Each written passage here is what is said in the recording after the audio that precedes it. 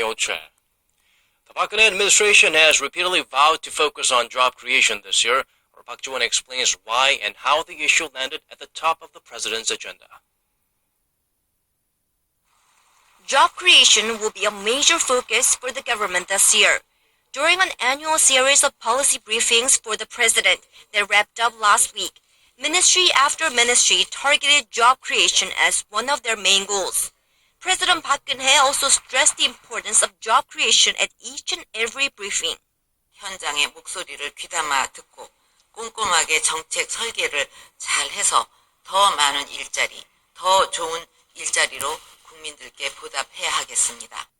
After the briefing sessions wrapped up last week, the president paid a visit to the Youth Hope Foundation, which she helped launch, and which provides customized employment services for young people. During the visit, she again mentioned youth job creation as one of her administration's top priorities. 어떻게 하면 이 청년들에게 이 분야에서 더 많은 일자리를 만들 건가? 어떻게 하면 더 많은 기회를 만들 건가? 이게 일관되게 그 모든 그 부처 업무 보고에서 중요한 포인트였습니다. The youth unemployment rate reached a 15-year high of more than 9% last year, and 1 in 5 of those who do find employment land in temporary positions, prompting concerns about the nature and quality of available work. Given that the government is seeking to make sure that the bulk of the newly created jobs are full-time, high-quality positions. To that end, it introduced a new labor guidelines that will go into effect on Monday. It says existing laws will be applied more strictly to ensure that companies that aim to exploit young interns or trainees as cheap labor face punishment. The guideline also says night and weekend shifts will be prohibited in principle for internships, and the proportion of internships should not exceed 10% of a company's regular workforce. 박지원, 아리랑 뉴스. Korea's prime minister has called for swift passage of pending counterterrorism legislation after a fake bomb was found over the weekend.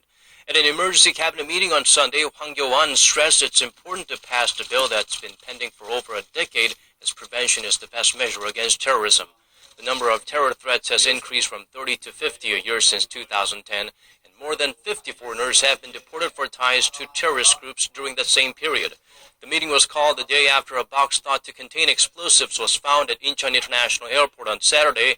Only items found were 2 butane canisters and a bottle of water, among other sundry items. The Japanese government has submitted a report to a UN agency denying that its military coerced women into sexual slavery during World War II. The report was submitted to the Committee on the Elimination of All Forms of Discrimination Against Women ahead of a committee meeting in mid-February. Seoul-based Yonhap News Agency confirmed the content of the report on Sunday. The report concludes there is no evidence of coercion after a full study on the matter conducted by Japan. Korea's foreign ministry said the existence of coercion is an undeniable historical fact, adding that Japan should refrain from comments that could harm the bilateral agreement struck between the two countries last year.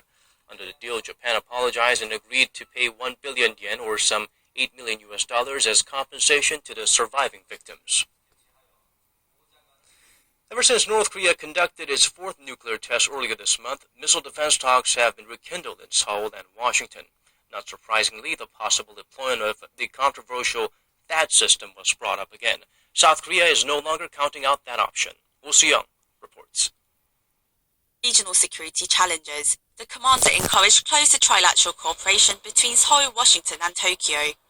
Oh Soo-young, Arirang News. The virus continues its spread across the Americas. According to Colombia's National Health Institute on Saturday, more than 2,100 pregnant women are infected among the more than 20,000 confirmed cases in the nation. Although abortion is illegal in Colombia except if the woman is a victim of rape, has significant medical problems, or the fetus is fatally deformed, Zika infection now falls within the health ministry's requirements for the procedure. The government has also urged women to delay pregnancy for 6 to 8 months to avoid infection. The mosquito-borne virus is linked to microcephaly, which prevents the brain of a fetus from developing properly. So far, no cases of microcephaly or deaths from the virus have been reported in Colombia. Zika cases have been confirmed in 23 countries and territories in the Americas, and scientists are racing to develop a vaccine.